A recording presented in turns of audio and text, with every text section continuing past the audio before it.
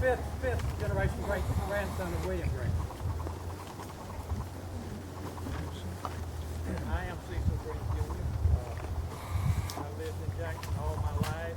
My dad was born and raised in Jackson. My granddaddy was born and raised here. I was told that my great-granddaddy's home site was on some property still in the family. So Greens have been in this part of the country for a long time. Mayor of our town was supposed to do this, and how he got his dates confused. And last Thursday morning, I think it was, I was informed that he wasn't going to be here. He wanted me to read this. He's done a nice job. He keeps working to it. I'm going to read his proclamation at this time.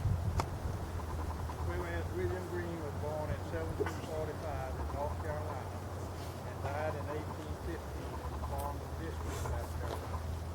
Whereas William Green relocated to the Orangeburg District, South Carolina in 1770, and whereas the Orangeburg District later became the Farmville District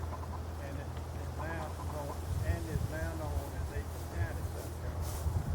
Whereas William Green acquired over 4,000 acres of land near the upper Free Run called Greenwood, whereas William Green served in the Revolution representing the South Carolina militia as a spy and horseman in Captain Fred Warman's company and Captain Philman Waters' Lower District Regiment. And whereas the Captain Philman Waters' Lower District Regiment participated in the siege of Charleston by the British, and whereas William Green as a civilian was instrumental in rounding up cattle for the Southern Army, and whereas William Green in 1785 was appointed by the regional parish to build the first courthouse Philbury and jail in the district, and whereas William Green served as the justice of the peace, land surveyor, and general farmer, and now therefore be it resolved as mayor of the town of Jackson, I extend with sincere thanks to William Green's dedicated service to the country and community. In witness thereof, I have herefore set my hand the 7th day of February 2015. J. Todd Edwards, Mayor, town of Jackson. This time, George Winfield.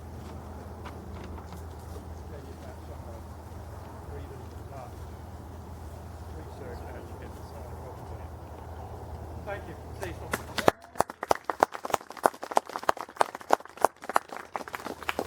Welcome, everyone. My name is George Wingard. I'm with the Savannah River Archaeological Research Program. My grandfather was a Stallings. The Stallings married into the Greens, so just like the rest of you, I'm related distantly to Private Green here. My office, the Savannah River Archaeological Research Program, is located on the Savannah River site. We're a direct contractor with the Department of Energy, and it's our job to protect the nearly 12,000 years worth of history on site. That goes back to the early Native Americans, the early Archaic period, all the way up to the 1950s and beyond into the Cold War. November 28, 1950, the Atomic Energy Commission decided to pick the area, today we call it Savannah River site, back then the Savannah River plant, to build the facility. And it displays several towns and many small communities: Ellington, Dunbarton, Myers Mill, Hawthorne, Denora, Lee, and of course Greenland, from which Private Green lived. Nearly 6,000 people were displaced when that announcement was made. Not only were towns where the folks had to move out and the towns displaced, but also 130 cemeteries were moved. Another 6,000 had to be moved out of the site. And today on site, we have 30 cemeteries still remaining with about 700 individuals. I've been with the SRARP for about 22 years now, and it's been my pleasure to meet so many of the displaced relatives, residents of the SRS. Many of you are here today.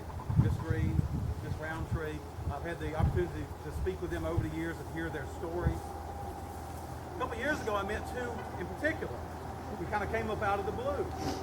That's Miss Rita Mobley and Miss Dot Swinson.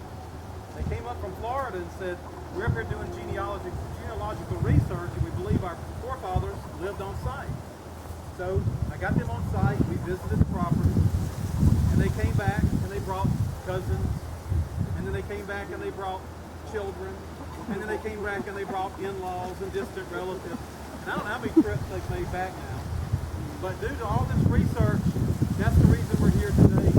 Marker today, I've been working on so diligently to have a place. We thank them for all the research and all the work that they've done, along with all the other relatives, and of course everyone that's here that's participated in bringing this marker. And I'd just like to take a moment to say, while we're here today also to memorialize the marker, this reminds us that in this cemetery, along with a lot of other cemeteries around the area, so many of those displaced graves were brought to these cemeteries. So take a moment today to remember that a lot of the folks buried here were actually buried on site and moved here. And also take a moment to just remember the sacrifices that those 6,000 residents made 65 years ago now. That they had to give up their homes, their properties, their businesses, their churches, all for the better good of the country at the time. So again, thank you so much for inviting me, and I look forward to seeing the marker on March. Thank you.